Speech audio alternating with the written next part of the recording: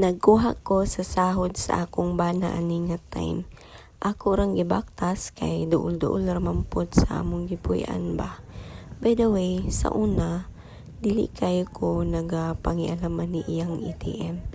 Though iyang ginapangunitan sa kuha, dili kayo jud ko nagapangialam. Labi na kay napa ko'y work, then sa Davao ko nagastay. Ako ra yung gibalik sa iya kay para ini maabot yang sahod, makuha ra po dayon niya, and then babayaran ra po dayon niya ang mga dapat bayranan.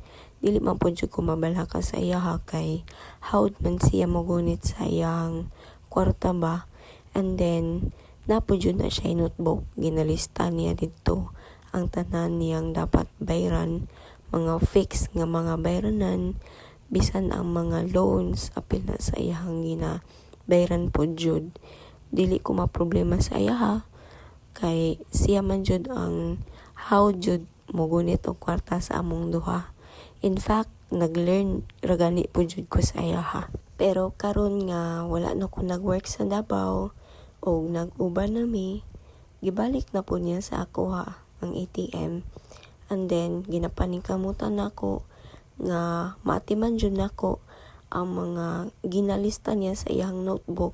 Akong mabayaran ang mga gipanglista niya dito, mabudgetan jud tong mga fixed gyud na bayaran, labi na ang sa rent, labi na ang sa tubig, kuryente, loan, uban pang mga utang nga dapat bayaran.